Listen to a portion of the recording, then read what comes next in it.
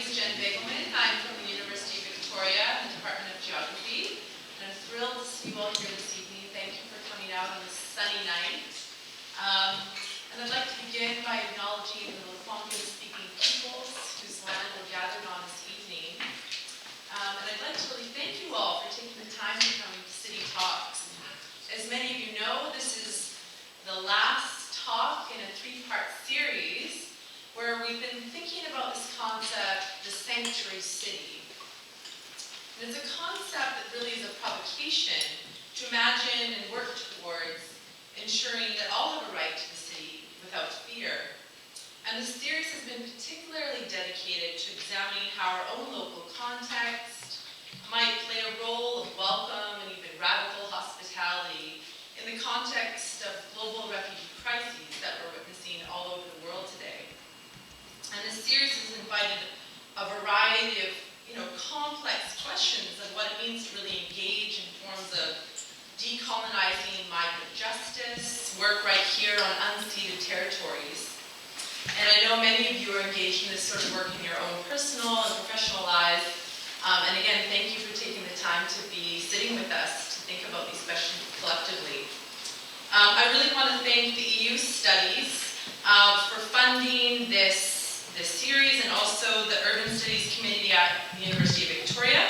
Both support and make possible this opportunity for us to gather and speak about these pressing political issues. This series concludes with Dr. Noam Leshem, who's visiting us here from England, Durham University, where he's a cultural political geographer. And he specializes in geographies of ethnic and urban conflict.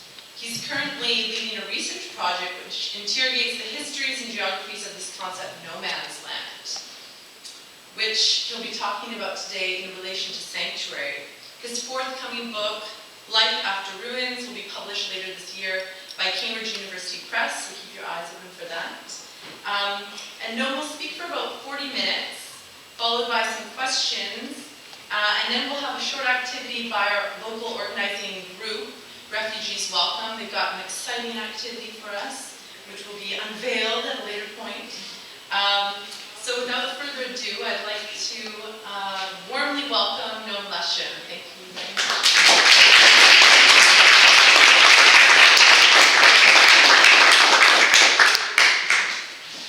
Right, so can you? Okay. So thank you, Jen, for this very kind invitation to come here to Victoria and be part of what sounds like a very exciting series of talks and interventions.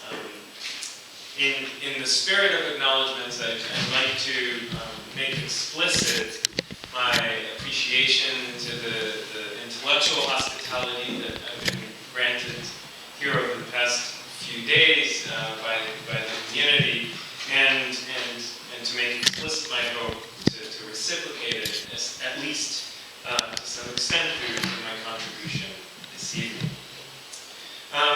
My talk today, as Jen noted, is part of a longer and broader research project that I've been leading over the past 2 years. This project started with a seemingly simple question or curiosity about no man's land. These spaces, their history, and indeed their significance to us in the present, in the 21st century. The thematic concern of the City Talks this year with the refugee crisis and the sanctuary city enables me to slightly deviate, and I welcome this deviation, from some of the most obvious aspects that characterize no man's land thus far. Instead, in, as Jen said, the next 40 or so minutes that I've been given, I'd like to try and shed some light on perhaps less known, maybe even surprising links between no man's lands and different forms of sanctuary. Before exploring this link explicitly, allow me first a brief introduction, and secondly, an opportunity to butcher a couple of cliches or myths that still dominate common perceptions of no man's land. So, the beginning of the talk is slightly more conceptual and theoretical, and gradually as we grow tired, it will become slightly more practical and perhaps political. So let's start with a simple question. What is no man's land? In Anglo-European cultural memory, images like this one are an almost certain point of departure for any historical, cultural interrogation. Disseminated and popularized through journalistic accounts from the Western Front during the First World War, the no man's land became known as the ultimate site of physical and bodily destruction. This disintegrated space of and between the First World War trenches made a deep mark on the intellectual landscape between the First and Second World Wars. And we see its resonance on both the political right and the left during the 1920s and 30s. In his 1922 book, The Battle as Inner Experience, the German writer and philosopher Ernst Jünger describes how life on the edges of the no man's land, and he was a military captain in the German army during the war, he described how life on the edges of no man's lands dissolves the boundary between body and space, transforming the soldier into an integral part of what he describes as almost a frontline ecology. There, he writes, the individual is like a raging storm, the tossing sea and the rearing thunder. He has melted into everything. Now, this is not just the traumatic subjugation of the body to mechanized warfare, but an almost erotic rebirth. There it is. And transformation of men into a new and, for Jünger, improved community of the trenches. This community will lead the creation, and again I quote from his book, new forms filled with blood and power that will be packed with hard fists, rather than resort to nostalgia for a pre-industrialized era. In the no man's land, Jünger and some of his contemporaries discover a landscape where body, machine, and soil are fused to form, in his words again, magnificent and merciless spectacles. Now, many accounts of life in no man's land bear no resemblance to the heroic rebirth that Jünger portrays. A radically different critical stance was famously presented by the German Jewish philosopher Walter Benjamin. In a scathing critique of a book by none other than Ernst Jünger, Benjamin rejects the culture of memory that emerged in the war's aftermath, the First World War's aftermath, and its tendency to romanticize and indeed aestheticize, make beautiful the war's decomposed landscapes, that in the service of nationalist fervor.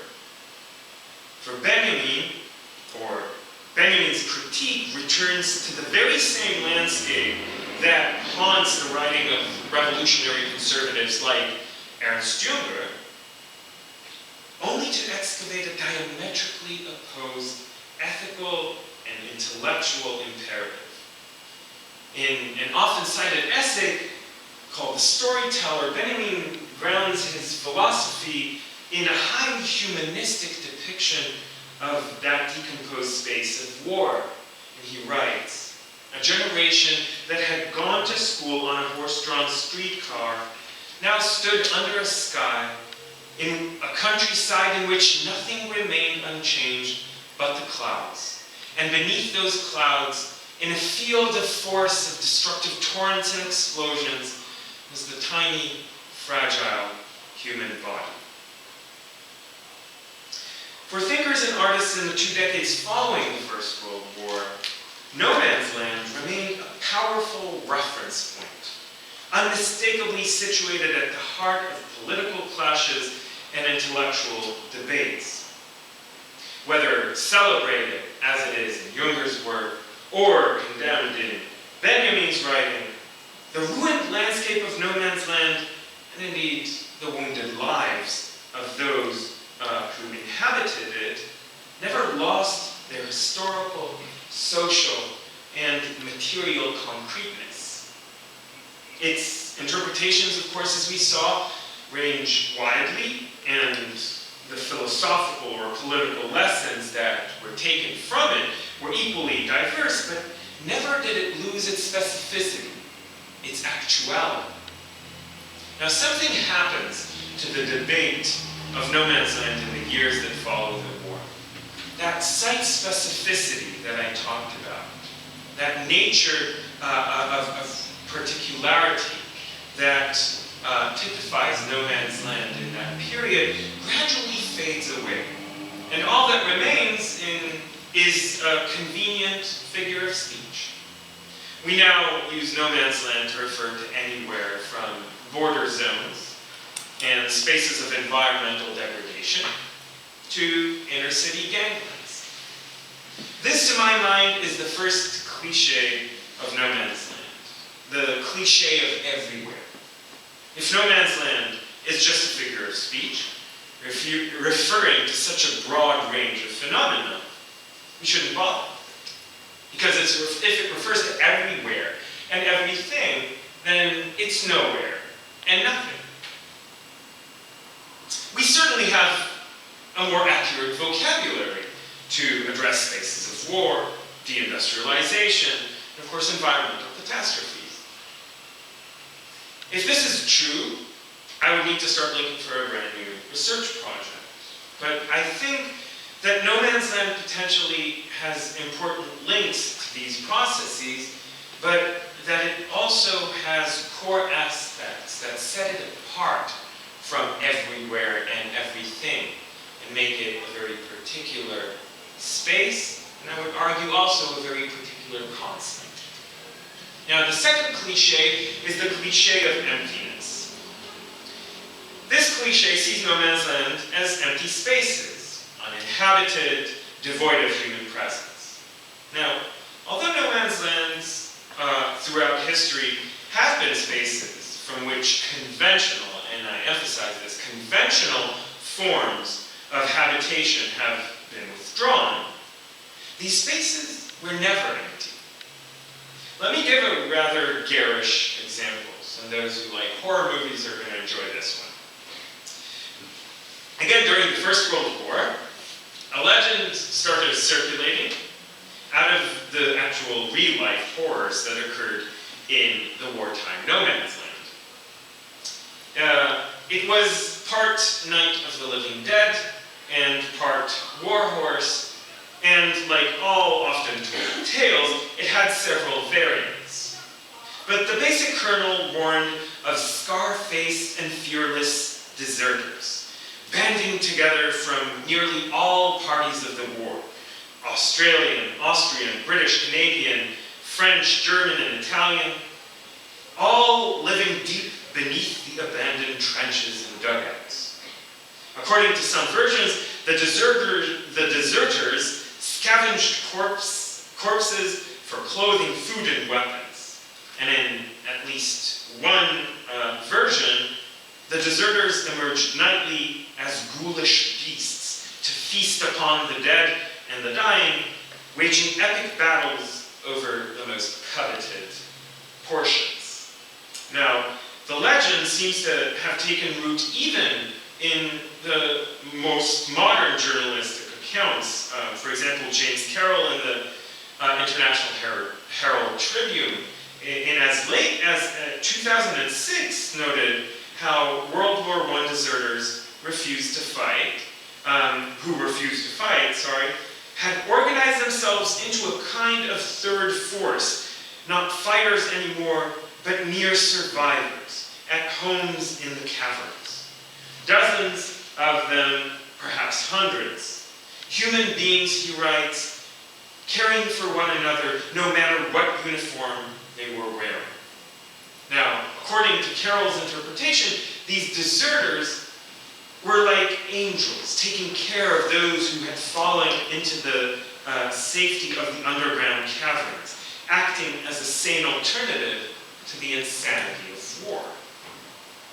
The wild deserters of no man's land, whether angels or devils, or even flesh-eating ghouls who emerge only at night, is the stuff of a legend extremely rich in symbolic value. Importantly, it reminds us that even in the most deadly environments, the no man's land was a space of human activity. Soldiers crossed it daily. Teams of sappers dug underneath it. It was constantly photographed, charted, and surveyed.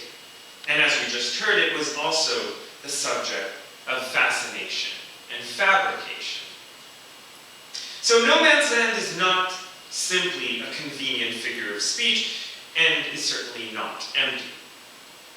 These spaces exist for over 1,000 years in the English language alone, and this is a long history that can't be fully detailed here unless we want to stay till midnight.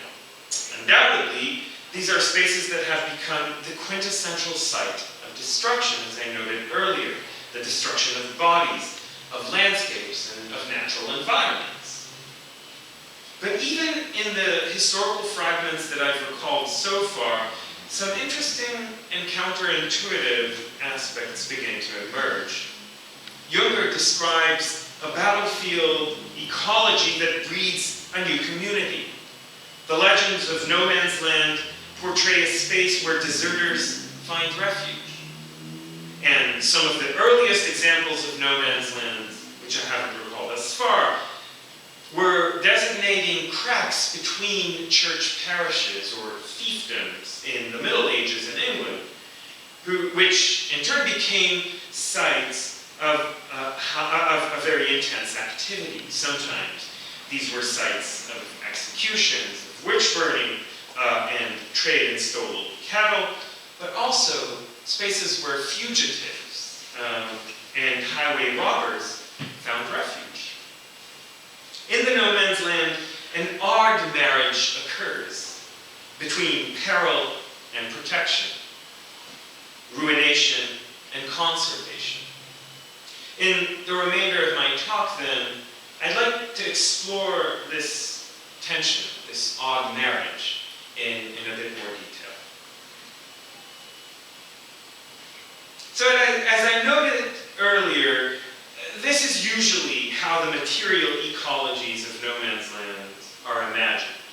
Sites of absolute destruction, ruination, and pollution. Here, quite a famous image from Flanders Fields, and again, First World War, Western Front. Yet, the material decay of man-made structures and infrastructures, as well as the imposed absence of regular human presence in these spaces, is often surprisingly seen as an opportunity for the resuscitation of ecological biodiversity and the formation of highly isolated conservation areas. Think, for example, about Chernobyl, which is depicted here, or the Korean demilitarized zones, which are two famous examples that expose this odd combination between environmental destruction and revival. A combination that has become highly influential in the popular imagination of no man's lands in the 20th and 21st centuries. In Berlin, during the Cold War, a community of rabbits made its home in the heavily fortified no man's land between East and West, which then became a Cannes-winning documentary published a couple of years ago. But the notion of no man's land has a longer and perhaps more complex relationship to ideas of wilderness and natural conservation. 19th century expeditions to the western United States were among the first to associate such common war ground, visited only by war parties, as a no man's land that offers refuge for game animals. in August 1806, near the confluence of the Platte and the Mississippi rivers, the American military explorer William Clark noted in his diary, "I've observed that in the country between the nations which are at war with each other, the greatest number of wild animals are to be found." Now, a few decades later, another Army officer, this time called Richard Irving Dodge, reported that a disputed territory between the Sioux, the Crow, and the Pawnee tribes became a debatable ground into which none but war parties ever penetrated. He adds, hunted more or less by the surrounding tribes, immense number of buffalo took refuge, where they were comparatively unmolested, remaining there summer and winter in security. Now, later documents tell us that once a peace treaty was signed between those tribes, was the last that buffalo herded wild in the United States. Now, these sources are a part of a much larger archive that ties no man's land to wildlife preservation. What we see emerging here are spaces that have returned to a state of nature in almost kind of the Thomas Hobbes sense of absolute primordial violence. Yet at the same time, these are spaces that have practically been returned and surrendered to nature. I'll give another example. After the First World War, beginning in 1919, the French government surveyed the former no man's land of the Western Front to determine the extent of damage inflicted on the landscape and the livelihoods of communities along the front. The result was this colored-coded map that designated 3 grades of damage. Blue and yellow were areas that were noted for their moderate damage and a relatively good chance of rehabilitation. The villages and farmlands marked in red, however, were less fortunate. The so-called zone rouge had endured the highest level of physical and environmental destruction. Chemical agents that leached from unexploded ammunition, shells and canisters infiltrated the soils and watercourses, which all rendered the land unfit for future human habitation, sometimes for decades, sometimes for centuries after the war. Now, in the zone rouge, around the city of Verdun, hundreds of acres of previously productive farmland was turned over to woodland as a means of biologically enclosing the poisoned earth with what can only be described as a living sarcophagus.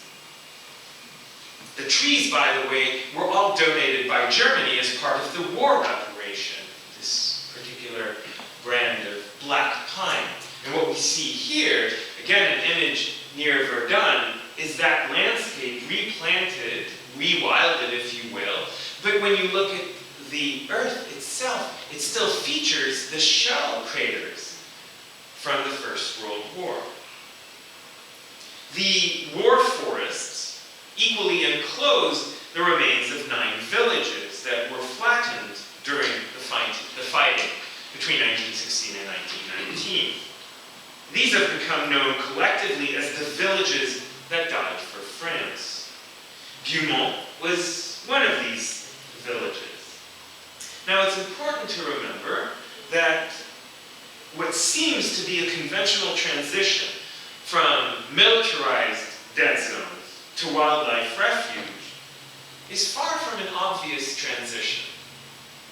The debates regarding the fate of the Western Front no man's land after the First World War presents a very different attitude toward this process of returning to nature. During a visit to one of these enclosed regions in 1921, a minister was confronted by locals who demanded the rapid rebuilding of their farms. The local mayor argued to the minister that the wasteland which recalls the war and all its horrors should not be tolerated, and that abandoned land would simply be breeding ground for vipers, foxes, badgers, and boars, which would destroy crops up to 10 kilometers away. Clearly, the return to nature, or the return of wildlife, was no reason for celebration. The case highlights the dynamic relationship between warfare, destruction, and natural restoration. To my mind, No Man's Land invite us to reflect more carefully about the nuances of this process and the historical specificity that this relation between destruction and resuscitation can generate. This relationship between spaces of militarized destruction and wildlife sanctuaries continues well into the 20th century and is not confined to obvious geopolitical front lines. Another example, Rocky Flats nuclear weapons plant in Colorado, just between Denver and Boulder. It's a classic example of the Cold War military-industrial complex. Operating between 1951 and fully closed in 1989. However, Rocky Flats gained notoriety for repeated contamination and recurring accidents, a series of high-profile protests, and an FBI raid that led to its final closure, as I said, in 1989. Now, most of Rocky Flats today is designated as wildlife refuge. The U.S. Department of Energy, which managed the site after its closure, transferred more than 4,000 acres of its peripheral lands, a so-called buffer zone, that was created to minimize public exposure to ever-increasing soil and water contamination, which then was given over to the U.S. Fish and Wildlife Service in 2007. Importantly, the case of Rocky Flat exposes the complex social and political forces that are involved in the transition from a site of environmental catastrophe, militarized environmental catastrophe, to a space celebrating ecological conservation and biodiversity. This transition is never divorced from the agency of individuals and groups who engage in and with these spaces in familiar forms of protest as seen above, or sometimes in perhaps more meditative blockades, as done here by Allen Ginsberg and Peter Orlovsky and other friends blocking the train tracks that lead into Rocky Flats in the late 1970s. Now, I spent quite a bit of time talking about the histories that link No Man's Land to particular forms of sanctuary, the emergence of intentional or unintentional protections in sites of violence and environmental hazard. I want, as I move closer to conclude, to address more specifically the challenge that looms above this series, what is dubbed as the Refugee Crisis. Now, in September 2015, this is the edge of Rocky Flats.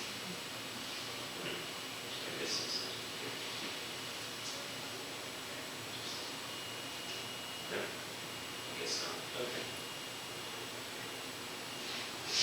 In September 2015, I co-led a research expedition from England to Egypt,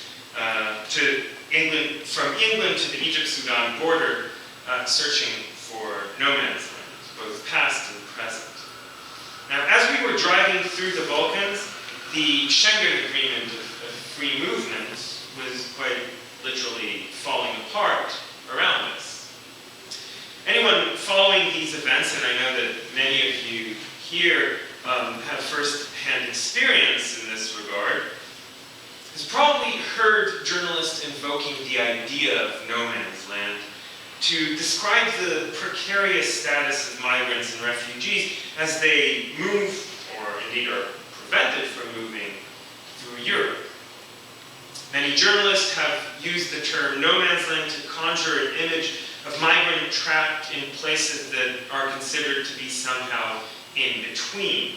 And typically that means in between hastily erected border fences, such as those that have suddenly appeared on the Hungarian borders with Croatia, Serbia, and Austria, or the reinstated border post between Schengen area countries, including the border between Slovenia and Croatia.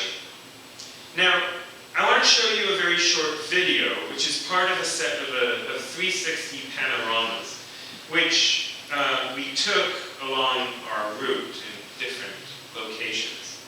And this, as I noted, is taken on the Croatia-Slovenia border. So a couple of points to make about this moment and the way that the concept of no man's land becomes an important trope in the new vocabularies of our times. So first, no man's land cannot or must not be just used as a journalistic shorthand for borders. The new no man's lands of Europe may be opening up along the lines of national borders, but also, and importantly, in spaces hundreds of miles from Europe's edges. Pedestrian underpasses, train platforms, and even train carriages can and have become, however briefly, sites of restriction, enclosure, and abandonment. Second, that these no man's lands are highly dynamic. They migrate, they move, they materialize and dematerialize with startling rapidity in response to shifting political decisions, perhaps especially so when there are differential political decisions across borders. One made in Athens, 5 minutes later another made in Berlin. A no man's land is created and disappears. Police activity, or indeed the presence of NGOs and international humanitarian activity, all play a part in the formation of these spaces. And as Jen importantly notes in her work on sanctuaries, these spaces are sites of deferral, not only spaces and materialized environment, but temporalities of waiting and suspension. To conclude, it's important to highlight a point that came up earlier. No man's land is not only a space governed by militaries and political elites. They are also potentially important sites of activism and intervention. As part of the expedition, we carried out a workshop with Cypriot teenagers from both the Greek and Turkish-speaking communities of the island. These young women and men were invited to present their own vision for the future of the buffer zone that continues to divide their island from 1974. We partnered with a leading non-governmental organization. Just flip through these. We partnered with with several non-governmental organizations, including the Cyprus Friendship Program and the Association for Historical Dialogue and Research, to put together a program of activities focusing on practical engagement with the buffer zone, with its past, with its present, and its future. Much of the workshop, indeed, took place inside the buffer zone, at the building shown here, the Homes for Cooperation, which is a space where different NGOs and organizations from both communities work to promote peace building and reconciliation. all this work is done, and I emphasize, in and in relation to the no man's land that partitions the city of Nicosia to this day, and indeed the entire island. The workshop was part of a broader effort to understand no man's lands not as dead zones that are solely controlled by military forces, but as meaningful sites for communities and individuals living in them, and sometimes even inside them. Now, this chimes with a recent initiative to turn Nicosia into a free-walled city, a sanctuary of sorts that will encompass both parts of the old city, as well as the buffer zone that divides it, a temporary autonomous zone, if you will. Now, I would be the first to recognize that this is an almost utopian reimagination of no man's land, that space of physical destruction, environmental catastrophe, and bodily harm. Yet, if the histories of this space tell us anything, it is that refuge and sanctuary are inseparable chapters in its emergence and evolution. Their realization is probably up to us. Thank you.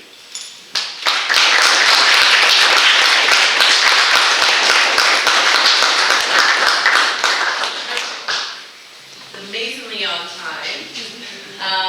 And we have an opportunity to discuss and ask Noam questions on that really provocative account. And I was really struck by what I think is very convincing, this notion of the no man's land as a trope, as a trope of our times, this kind of border zone, this in-between spaces that are increasingly proliferating. So, open to questions, comments. Thank you very much. An interesting presentation. I was wondering whether you wouldn't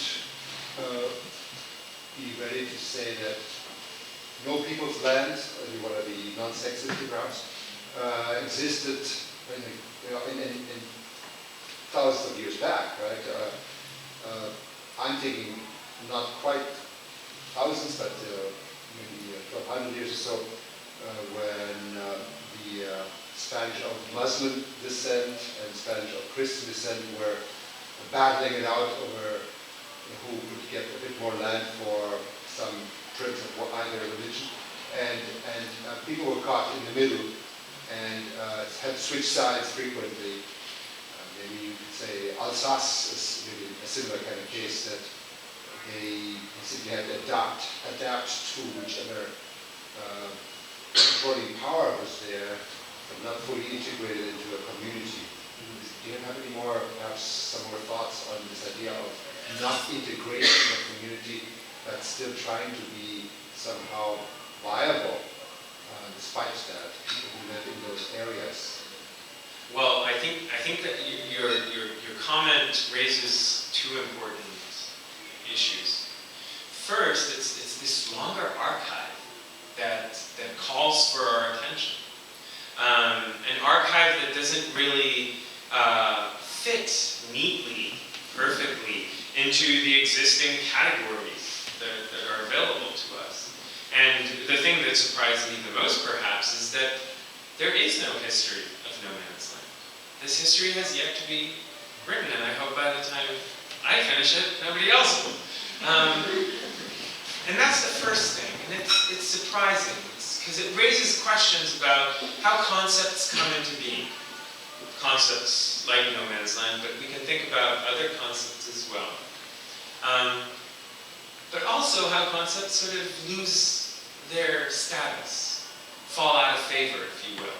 So gradually, like I said, they kind of fade into convenient figures of speech. So that would be the first hum.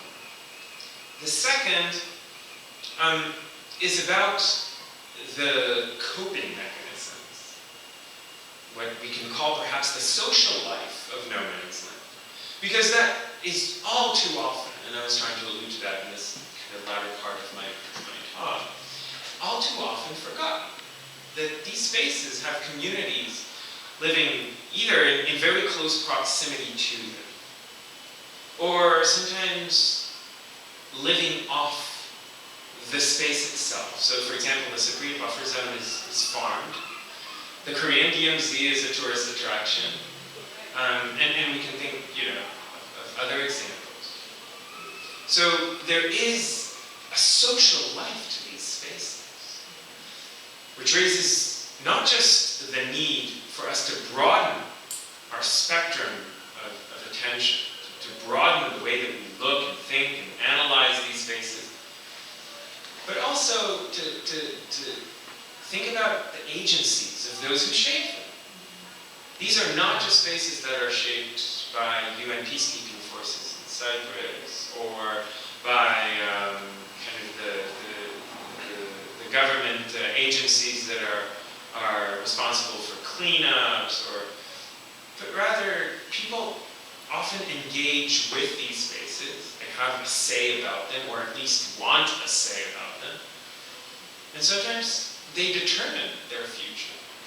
And I think one of the important efforts is to repoliticize these spaces, to think about these spaces of potential political action, and what sort of potential freedoms, what sort of potential emancipatory politics can emerge out of these spaces that are usually associated with enclosure and exclusion.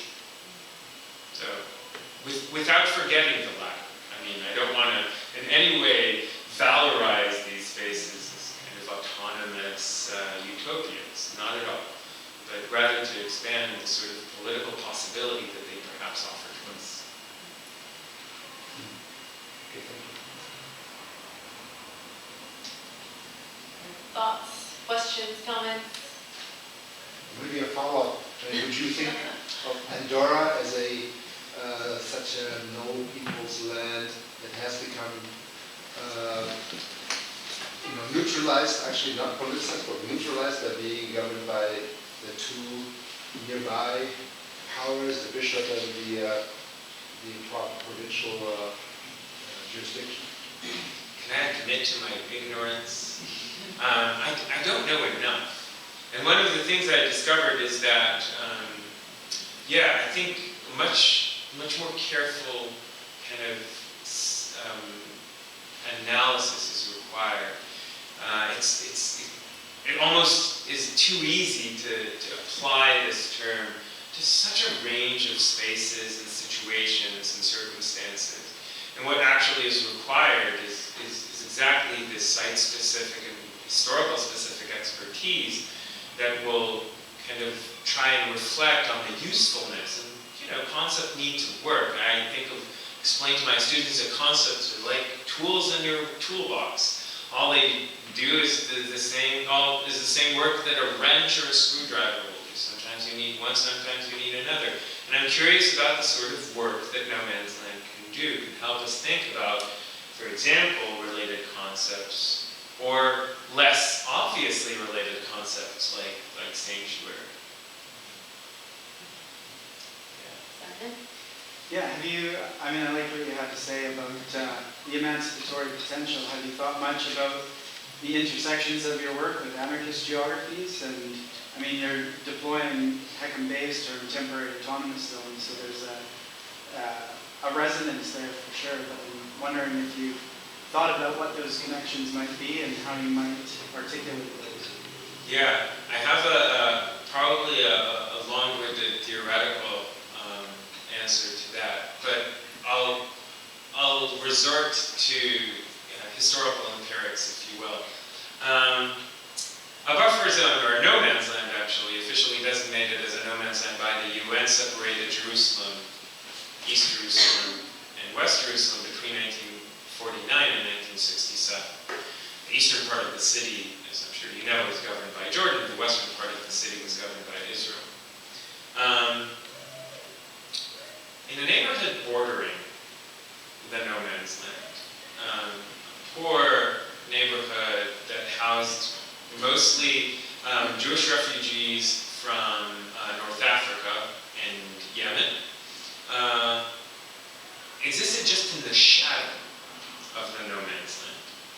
And in the late 1960s and early 70s, shortly after the divisions are taken away, the barbed wire and the blockades are removed after Israel occupies East Jerusalem and the West Bank.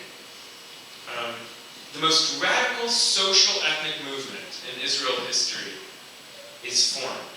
And it is formed in that neighborhood.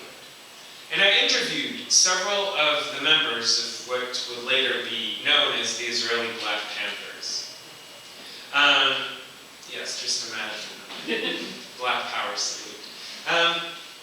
And for them, that space became extremely important, not just because it provided a material reminder of their peripheral status in the city and in Israeli society. But after the removal of the so-called no man's land, they started doing stuff there. So they started watermelon shacks with friends that they had in the eastern part of the city, Palestinians. And they knew them because they used to kick footballs from one side to the other when they were kids, and they all spoke Arabic. So they started watermelon shacks. And those watermelon shacks in the late 60s attracted young students from the Hebrew University who sat there at night and smoked pot and talked about radical philosophy and about what was going on in 1968 in Paris and what was going on in the United States with the Civil Rights Movement. So that space of the no man's land becomes a space not only of material enclosures, but a space of encounters.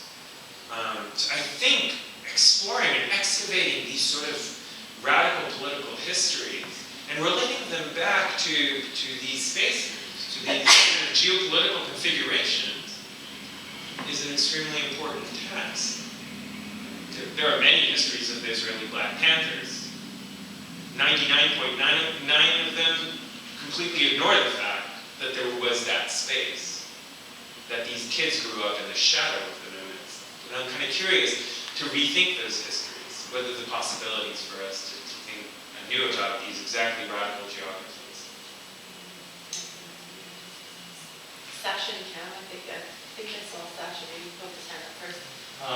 Thank you so much for the talk. I was wondering because just thinking about a comment that the use of border zones is everywhere now, and kind of this Agamben idea of every zone is an indistinct, exceptional zone, and that there's no manager, no person's zone offers another conceptual toolbox. I was wondering if you can point to a way that has been translated into law. And just to illustrate my point, I'm wondering how this would apply to the phenomenon of unrecognized states.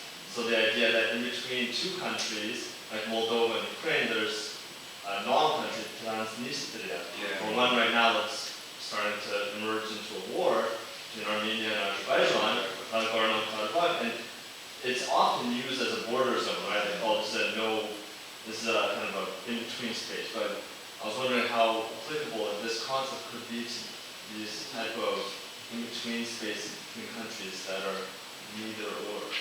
Yeah, we were talking earlier about the in-between space.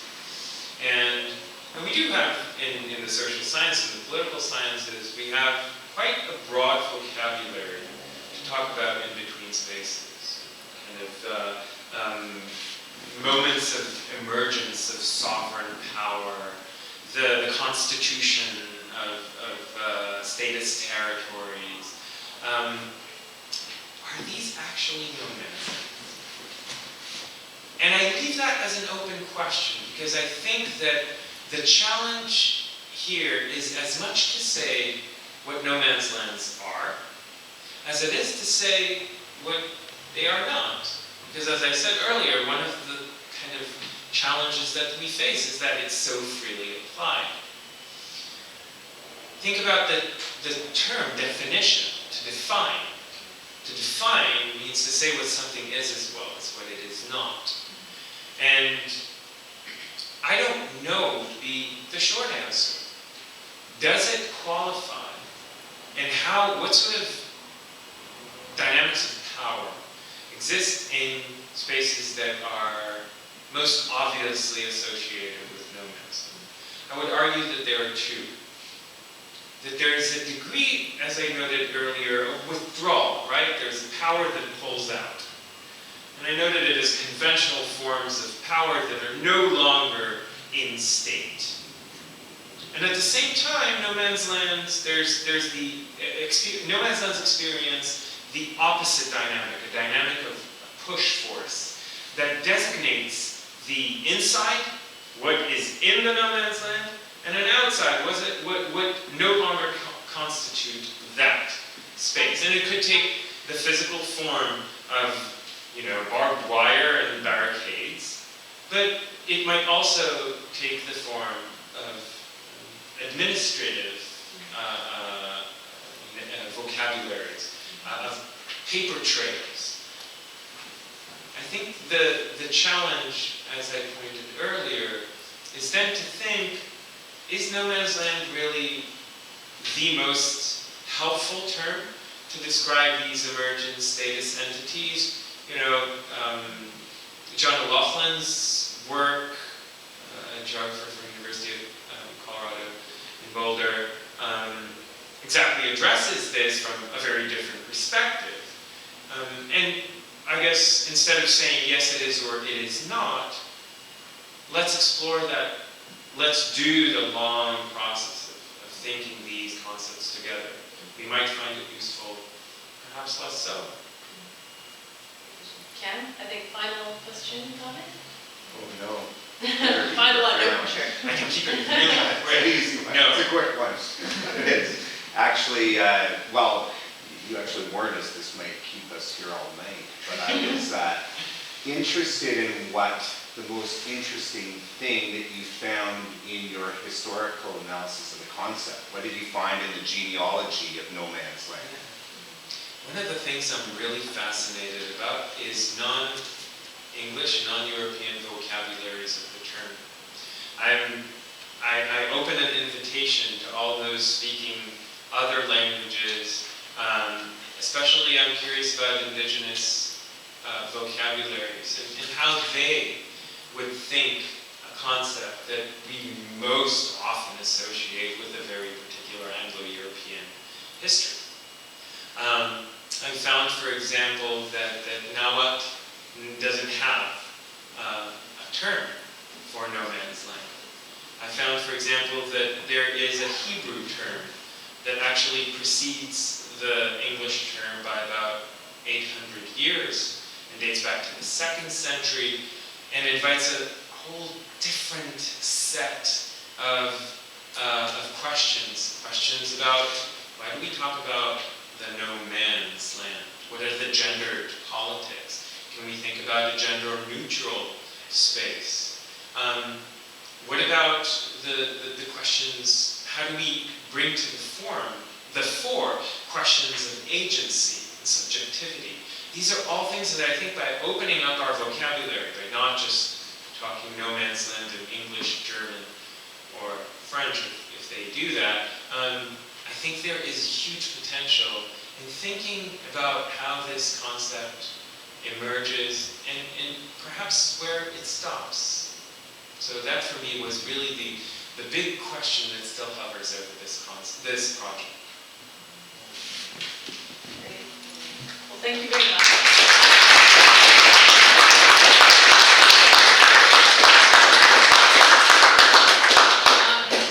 We'd like to spend a few minutes, like we have done at the end of each of these 3 series, thinking about sanctuary city, and today Noam stretching our imaginary and our consciousness around this notion of sanctuary in relation to, this seemingly very different concept of no man's land